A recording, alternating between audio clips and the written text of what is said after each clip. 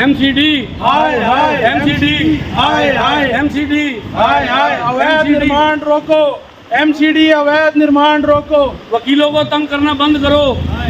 हाय हाय MCD हाय हाय MCD हाय हाय। ये आप मेरे सामने जो मकान देख रहे हैं ये बिल्कुल ही ओवर साइज़ मकान बना हुआ है और अभी तक जो है टाइम जबकि लेबर का नहीं है इस समय और फिर भी लेबर काम कर रही है।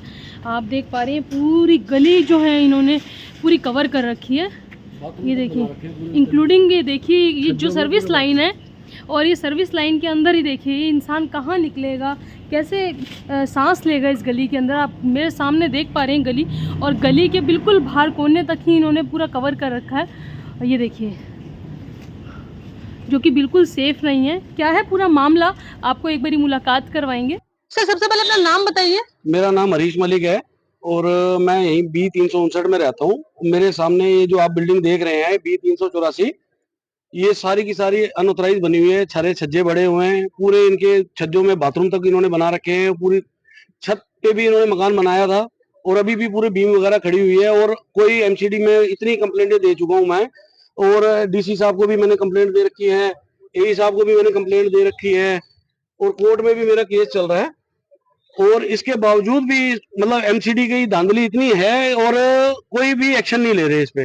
सिर्फ एक कॉस्मेटिक सा एक्शन लिया है, कह रहे हैं कि हमने ले लिया एक्शन। और कोई जेई अनुराग हैं यहाँ पर और इनके जो एई है अनुराग हैं और जो जेई हैं देवेंद्र शर्मा हैं।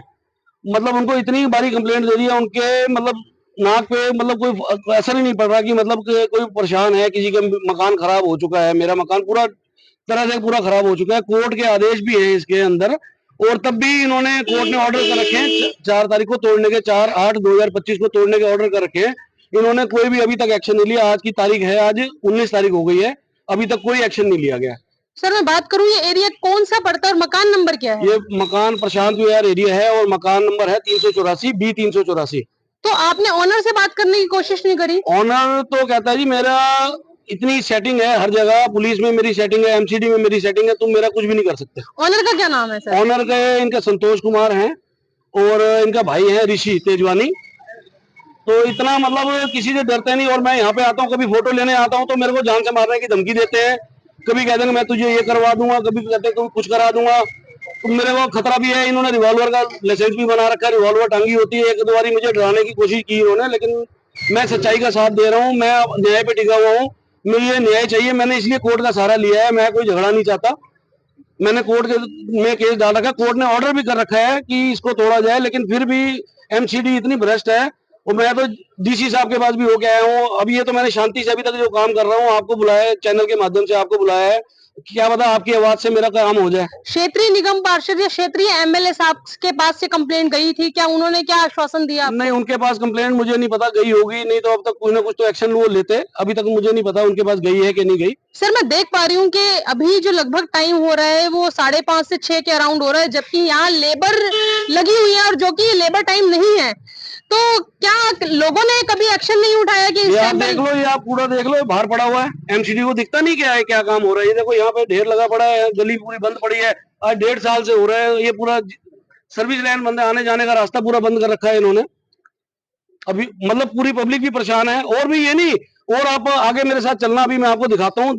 बीसीओ बिल्डिंग इस गली के अंदर नहीं बन रही है और सारी अनऑथराइज बन रही है। इनके ऊपर कोई एमसीडी कोई एक्शन नहीं ले रही है। सर अभी जब बात हो रही थी तो आप ही ने बताया था कि आपकी सुनवाई बल्कि नहीं ली जा रही, लेकिन जबकि कंप्लेंटर आप हो लेकिन आप ही की बिल्डिंग पर नोटिस लगाया जा रहा है। तो वो क्या है पूरा मामला एक बार बताएंगे? मैं बोनाफाइड परचेजर हूँ जी, मेरा बेटा वकील है और मैंने इनको ये भी बताया कि मैंने बना बनाया मकान लिया है और मैंने इनको कागज भी सबमिट करा रखे हैं, सब कुछ है। लेकिन ये मुझे डराने के लिए मेरे घर पे कल की डेट में नोटिस टांग करके हैं और वो भी 14 तारीख की डेट का। कल की डेट का मेरे पास प्रूफ है सारा। कल की डेट में इन्होंने मेरे को नोटिस मेरे मकान के ऊपर चिपका के दिया कि मैं डर जाऊं और मैं इनकी कंप्लेंट ना करूं, ताकि इनका मकान बचा रहे।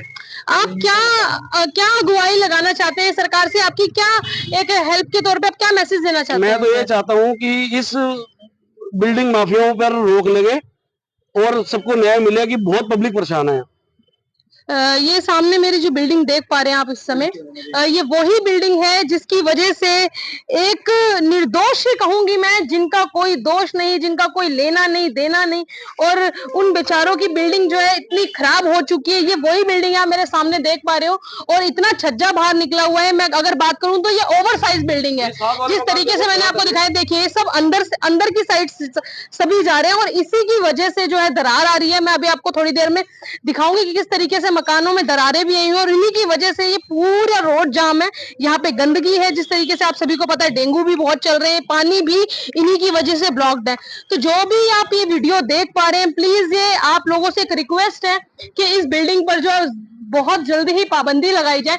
ये देखिए, अगर ये किसी के सर पे लगा तो कितनी दुर्घटना हो सकती है, मैं आपको बता भी नहीं सकती। ये इतना ओवरलोड मकान बन रहा है। सर, एक सवाल और रह गया, यदि अगर आपकी सुनवाई नहीं होती तो नेक्स्ट स्टेप आपका क्या होगा? मेरा नेक्स्ट स्टेप यही होगा जी, मैं कल अगर नहीं होती मेरी 1-2 दिन में सुनवाई, तो मैं डीसी ऑफिस में जाके पूरा धरना प्रदर्शन करूंगा, क्योंकि मेरा ये बेटा वकील है और हमारे वकीलों को स्टे भी दे रखा है। इसके बिल्डिंग के ऊपर कोर्ट ने स्टे दे रखा है और स्टॉप वर्क का नोटिस भी आ रखा है, और इसके ऊपर जब स्टे मिला उसके बाद भी आप देख सकते हैं काम चल रहा है, और उसके बाद कोर्ट में कंटेम्प्ट भी लगी हुई है, उसके ऊपर भी कोई एक्शन नहीं ले रहे। ये लोग जितने भी एमसीडी में बैठे हैं भ्रष्ट लोग, ये सब के सब कोर्ट का उल्लंघन कर रहे हैं, और कोर्ट की कोई इनकी नजरों में वैल्यू नहीं है। ये आप सारी कंप्लेंट्स देख सकते हैं, ऑर्डर की कॉपी मैं आपसे शेयर करूंगा। कंटेम्प्ट लगने के बाद, स्टे के ऑर्डर के बाद भी आप देख सकते हैं, आपके सामने सारा सामान रखा हुआ है, ये सामने वर्कर लगी हुई है, पूरी बिल्डिंग कंस्ट्रक्शन में चल रही है, डे बाय डे बढ़ती जा रही है।